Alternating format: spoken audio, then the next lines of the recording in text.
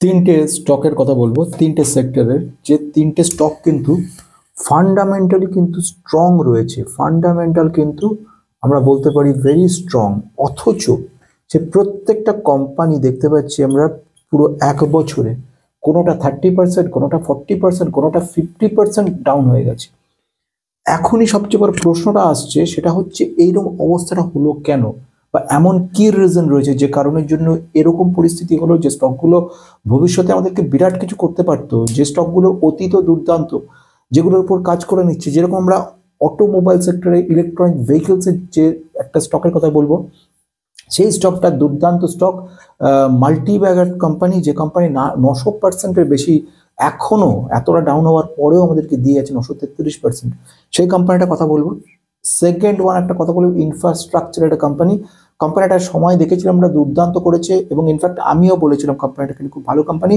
আজও বলছি ফান্ডামেন্টালি দুর্দান্ত কোম্পানি। অথচ কোম্পানির রিটার্ন লাস্ট 1 ইয়ারে কনস্ট্যান্টলি পড়তে পড়তে 48%, 50% পড়ে গেছে। এইগুলো নিয়ে কথা বলবো।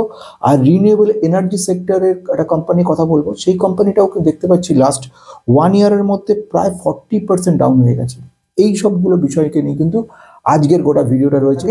This video is only for education purpose, no buy sell recommendation. Before investing please consult yourself or your advisor. কোনো রকম কেনা বেচার কথা নয়, আমি শুধু এডুকেশনাল পারপাস ব্যাপারটা বোঝানোর চেষ্টা করছি। প্রথম যে ঘটনার কথা যাবো সেটা হচ্ছে আলিমুল।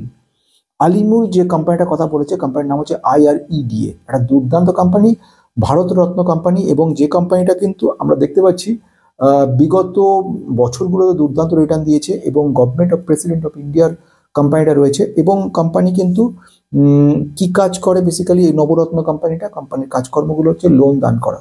লোন দান মানে বড় বড় যেসব রিনিউয়েবল এনার্জি সেক্টরে যে কোম্পানিগুলো রয়েছে, সেগুলোকে কিন্তু লোন দিয়ে থাকে কোম্পানিটা। ফান্ডামেন্টাল ভালো, আর সবচেয়ে বড় কথা গভর্নমেন্ট অফ ইন্ডিয়ার একটা বড় সাপোর্ট রয়েছে, ফলে কখনোই কোম্পানিটা চোট হওয়ার সম্ভাবনাটা খুবই কম। কিন্তু একটা বড় প্রশ্ন থাকছে সে কোম্পানিটার রিটার্নটা নিয়ে। আমি ইনভেস্ট করেছি, আমার রিটার্ন কিছু নেই, প্লাস নেগেটিভ আমি ইনভেস্টেড অ্যামাউন্ট, তাহলে তো অবস্থা খারাপ।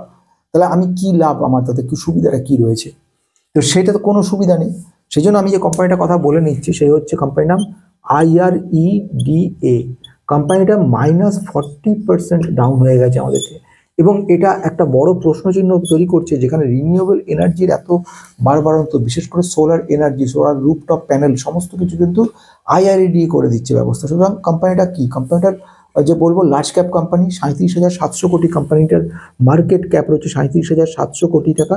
এবং তার মানে লার্জ ক্যাপ কোম্পানি বলা যেতে পারে। এবং পি রয়েছে, মানে প্রাইস টু আর্নিং রেশিও দেখতে পাচ্ছি 21.9 রয়েছে। এবং ইন্ডাস্ট্রিজ ক্ষেত্রে দেখতে পাচ্ছি 21.6, অর্থাৎ এই দিকে দেখছি কিন্তু আন্ডার ভ্যালুড কোম্পানিটা রয়েছে।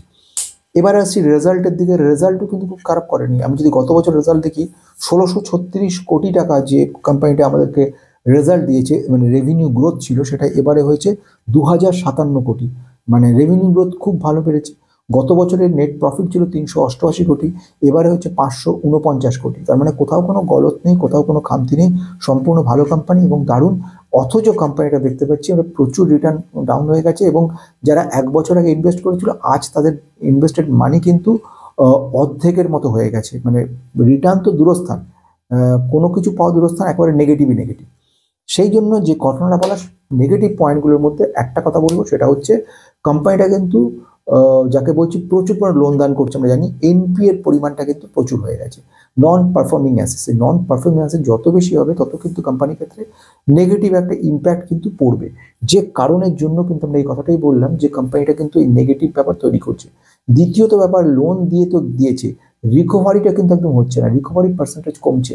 এইগুলো কিন্তু খুব নেগেটিভ ইম্প্যাক্ট তৈরি করে। আমরা যদি দেখে নিই প্রাইস টু আর্নিং গ্রোথ, সেখানে একটা ইম্প্যাক্ট আমরা দেখতে পারবো। এবং যার আলটিমেট রেজাল্ট কিন্তু আমরা দেখছি যে রেজাল্ট, নর্মাল রেজাল্ট ভালো করা সত্ত্বেও নন পারফর্মিং অ্যাসেটসের পরিমাণ এত পার্সেন্ট বাড়ছে, সেটা একটা নেগেটিভিটি। দ্বিতীয়ত গভর্নমেন্ট অফ ইন্ডিয়ার যে যাকে বলবো কি ম্যানেজমেন্ট বা এই লেভেলের কাজকর্মগুলো খুব স্লো, ফলে একটা এক্সিকিউশন, যাকে অর্ডার এক্সিকিউশন লেভেলটা কিন্তু ভেরি স্লো। প্রচুর অর্ডার আসছে কিন্তু অর্ডার এক্সিকিউশন হচ্ছে না, ফলে ম্যাক্সিমাম কোম্পানি প্রাইভেটের দিকে চলে যাচ্ছে। তৃতীয় কথা বলবো যেটা, সেটা হচ্ছে এর কম্পিটিটররা কিন্তু প্রচণ্ড অ্যাক্টিভ। আমরা জানি যেটা PFC, কিংবা আমরা যদি বলি REC, এরা কিন্তু সবাই, মানে এছাড়াও আরও রয়েছে যেরকম আদার যে কোম্পানিগুলো রয়েছে, এরা সবই কিন্তু এদের কম্পিটিটর, ফলে সেইখানে কিন্তু একটা ব্যাপার, IRFC এরাও রয়েছে। সুতরাং এইগুলো একটা নেগেটিভিটি তৈরি করার জন্য কিন্তু কোম্পানিটা খারাপ হচ্ছে। কিন্তু ওর ক্ষেত্রে এটা বলবো আলিমুল, প্রথম হচ্ছে রিজার্ভ ব্যাঙ্ক অফ ইন্ডিয়া এই IRED কে নন ব্যাংকিং ফাইন্যান্স কর্পোরেশন হিসেবে চিহ্নিত করেছে, অর্থাৎ একটা বড় দিক খুলে গেছে। দ্বিতীয়ত, president of India 70% stake hold করছে। তৃতীয়ত, তিনটে বিষয় যেটা, সেটা হচ্ছে কিন্তু এমনই একটা সেক্টরে লোন দিচ্ছে যে সেক্টরে শেষ হওয়ার নয়, অনন্ত। সুতরাং এই ক্ষেত্রে কিন্তু ভবিষ্যৎ খুব ভালো রয়েছে, প্লাস গভর্নমেন্ট অফ ইন্ডিয়ার একটা সাপোর্ট রয়েছে, ফলে নিশ্চিন্ত নির্ভাবনা এই ধরনের কোম্পানিতে বিনিয়োগ করে রাখতে পারো, কোথাও কোনো অসুবিধা নেই। এবার দ্বিতীয় জায়গায় চলে আসবো, সেকেন্ড যে কোম্পানিটার কথা বলবো সেটাও খুব ইন্টারেস্টিং কাজ করে, সেটা হচ্ছে ইলেকট্রনিক ভেহিকেলসের উপর কাজ করা কোম্পানি। ইলেকট্রনিক ভেহিকেলসের একটি সেরা, মানে ভারতের মধ্যে সবচেয়ে বড় লার্জেস্ট ইভি যে সমস্ত বাসগুলো তৈরি হয় তার কোম্পানি। এই কোম্পানিটা চায়নার পরে, চায়নাতে যে বিশাল ব্যাপ্তি রয়েছে ইভির বাস তৈরি, তারপরে যদি কোনো নাম হয় সেটা হচ্ছে দিস কোম্পানি। কোম্পানি কি নাম, কোম্পানি কি বলেছে, কোম্পানি হচ্ছে সন্টু মণ্ডল। সন্টু মণ্ডল রিকোয়েস্ট করেছিল যে স্যার JBM অটোকে নিয়ে যদি কিছু বলেন তাহলে খুব ভালো হয়। JBM অটো কিন্তু একটা মাল্টি ব্যাগার কোম্পানি। এতটা ডাউন হচ্ছে আজকে এই মুহূর্তে দেখতে পাচ্ছি, লাস্ট 1 ইয়ারের মধ্যে আমি দেখবো 36% মতো কিন্তু ডাউন হয়ে গেছে। অথচ সেই কোম্পানি 5 বছরে আমাদেরকে কিন্তু 933% রিটার্ন দিচ্ছে প্লাস। এইটা যেরকম মাইনাস হয়ে রয়ে গেছে 36% মাইনাস, এ কিন্তু প্লাস দিচ্ছে, অর্থাৎ 1 বছরে 36% ডাউন হয়ে গেছে। কোম্পানি যারা 1 বছরের মধ্যে নিয়েছেন তারা প্যানিকড। তার মধ্যে রয়েছে সন্টু মণ্ডল। সন্টু মণ্ডল বারবারই রিকোয়েস্ট করে বলছে তারা এখন কি করবো। কোম্পানির ডেসক্রিপশনটা কি, ইভি সেক্টরের পাইনিয়ার কোম্পানি, ইভি বাসের জন্য ভারতবর্ষের মধ্যে না সারা বিশ্বের মধ্যে দ্বিতীয় পজিশনে চলে যাচ্ছে। লার্জেস্ট প্রডিউসার বলাতে পারে ইভি, বড় বড় সমস্ত বাসগুলো তৈরি হয় সেগুলোর ক্ষেত্রে প্রতি বছরে প্রায় 20,000 ইউনিট বাস তৈরি করার ক্ষমতা রাখে এটা। এবং এই JBM এর যদি অর্ডার বুক দেখেন, দেখবেন 12,900 কোটি টাকা এর অর্ডার বুক আমরা দেখতে পাচ্ছি। 12,900 কোটি টাকার কিন্তু অর্ডার বুক রয়েছে কোম্পানিটা, অর্থাৎ মার্কেট ক্যাপ যেটা রয়েছে, মার্কেট ক্যাপের কিন্তু ছাড়িয়ে যাওয়া কোম্পানি, মানে 13,400 কোটি হচ্ছে মার্কেট ক্যাপ রয়েছে। আর 13,400 কোটি মার্কেট ক্যাপের কোম্পানি, 12,900 তার অর্ডার বুক রয়েছে। বোঝা যাচ্ছে কোম্পানিটার ভবিষ্যৎ কি হতে পারে। 13,400 কোটির কোম্পানি, পি অ্যারাউন্ড রয়েছে 64, প্রাইস টু আর্নিং রেশিও আমরা দেখতে পাচ্ছি 64, ইন্ডাস্ট্রিজ পি কিন্তু 29 রয়েছে, অর্থাৎ এইখানে কিন্তু কিছুটা ওভার ভ্যালুড রয়েছে। এবারে যে ব্যাপারটা আসছি, কোম্পানির পোটেনশিয়াল গ্রোথ অস্বাভাবিক ভালো এবং বেশ ভালো জায়গা নিয়ে রয়েছে, প্রচুর অর্ডার বুক রয়েছে, এভরিথিং ইজ গুড। তাহলে ব্যাডটা কি, ব্যাড হওয়ার জায়গাটা তৈরি হয়েছে, সেটা হচ্ছে 1 নম্বর পয়েন্ট যেটা বলবো সেটা হচ্ছে হাই ডেপ্ট। প্রচুর ঋণ নিয়ে রেখে দিয়েছে কোম্পানি, সেটা কিন্তু একটা বড় নেগেটিভ পয়েন্ট তৈরি করছে, মানে ঋণের পরিমাণ প্রচুর বেশি। আমরা যদি এর ভ্যালুয়েশন দেখি, আমরা ভ্যালুয়েশন দেখি ইভি বাই EBITDA DA। সহজভাবে যদি বলি, এটা ভ্যালুয়েশনটা হাই রয়েছে।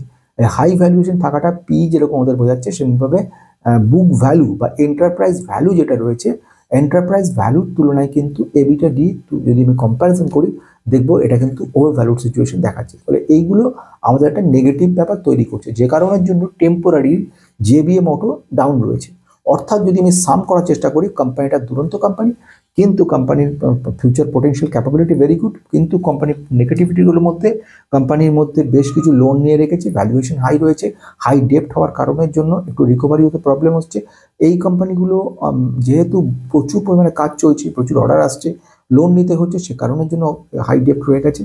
এই যে ভ্যালুয়েশন দেখি ইভি বাই EBITDA দিয়ে কিংবা প্রাইস টু আর্নিং রেশিও দুটোই কিন্তু যথেষ্ট বেশি রয়েছে। এইগুলো একটা নেগেটিভ ইম্প্যাক্ট তৈরি করছে, কিন্তু লং টার্মে গিয়ে আমরা দেখবো কোম্পানিটা কিন্তু খুব ভালো রেজাল্ট করবে। কথা বলবো, কোম্পানিটা কিন্তু অনেকবার আমি নিজে বলেছি এবং একটা সময় আমি নিজে এটার উপর অ্যানালাইসিস করেছি, এবং কোম্পানিটাকে ইনফ্রাস্ট্রাকচারের কোম্পানি, এই কোম্পানি নিয়ে কথা প্রসঙ্গে অধীর বাবু আমাকে রিকোয়েস্ট করেছিলেন। কোম্পানিটার নাম হচ্ছে DP ওয়্যার্সের উপরে।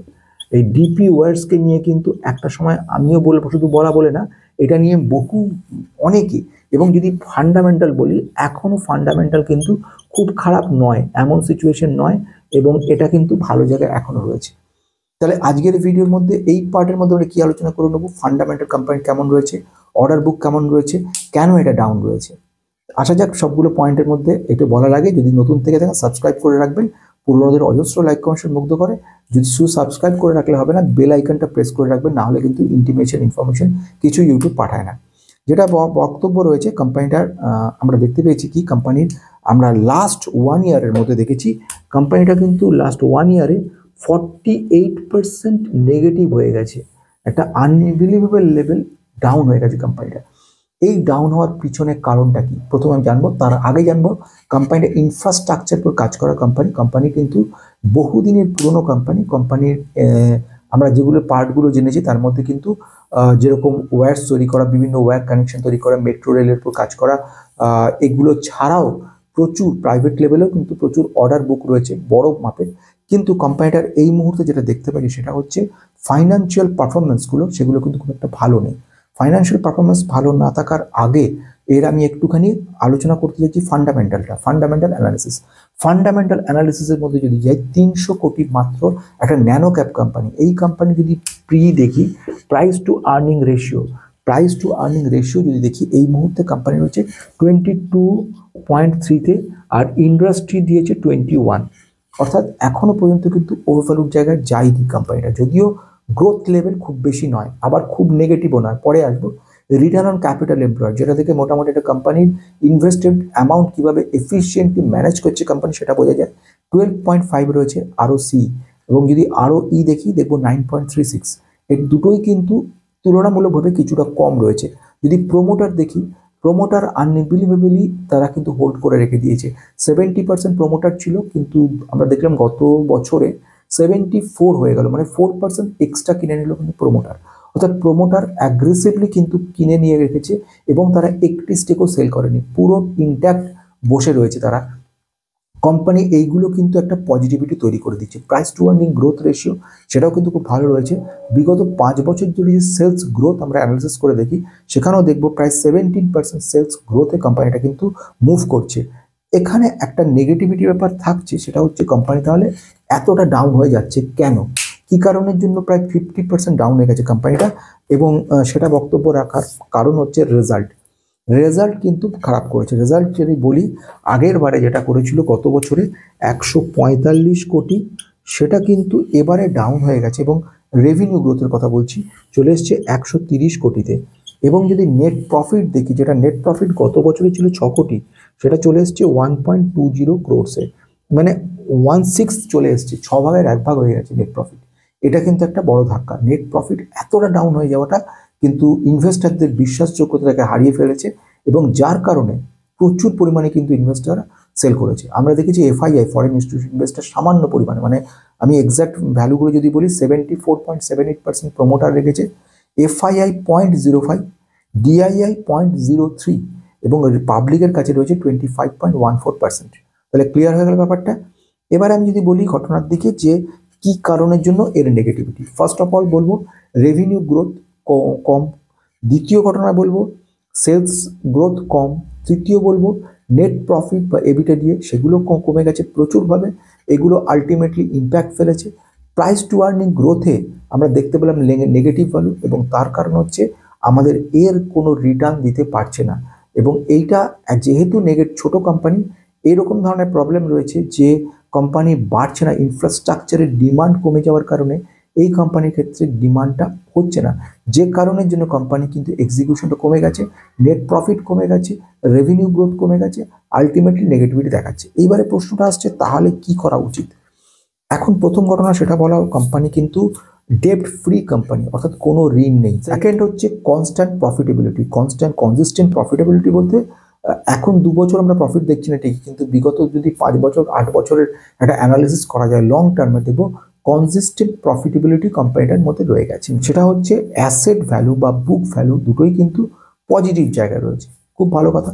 কিন্তু নেগেটিভ ব্যাপারগুলো হওয়ার কারণ আমি বলি, 1 নাম্বার মার্কেট সেন্টিমেন্ট, নাম্বার 2 হচ্ছে নিজস্ব আন্ডার পারফরমেন্স ব্যাপার রয়েছে, তৃতীয়ত হচ্ছে প্রফিটেবিলিটি ডাউনগ্রেড, মানে financial performance, revenue growth, sales growth, এগুলো ডাউন হওয়া, 3টে মেইন কারণের জন্য কোম্পানিটা ডাউন হয়েছে। কিন্তু এই মুহূর্তে কোম্পানিটা মনে হচ্ছে আমার কাছেও যে এটা কিন্তু খারাপ নয়, কোম্পানির পজিটিভিটি রয়েছে, সময় লাগবে, অনেকটা বড় সময় ধরে কিন্তু অপেক্ষা করতে হবে। তো অধীরবাবু, আমার যেটা মনে হয়েছে আপনাকে কিন্তু বেশ কিছুদিন ধরে অপেক্ষা করতে হবে, বেশ কয়েক বছর। আর যদি এইটা মনে থাকে যে ইমিডিয়েটলি আমাকে কিন্তু প্রফিট বুক করতে, তাহলে লস বুক করে আপনাকে কিন্তু বেরিয়ে যেতে হবে। কারণ আগামী অন্তত বছর খানেকের জন্য ম্যানেজমেন্ট তরফ থেকে যেটা খবর পাওয়া গেল, খুব বিরাট কিছু চেঞ্জেস এক্ষুনি হচ্ছে না, সময় লাগবে, হয়তো 2027-28 সালে গিয়ে আমরা একটা পজিটিভিটি দেখতে পারবো।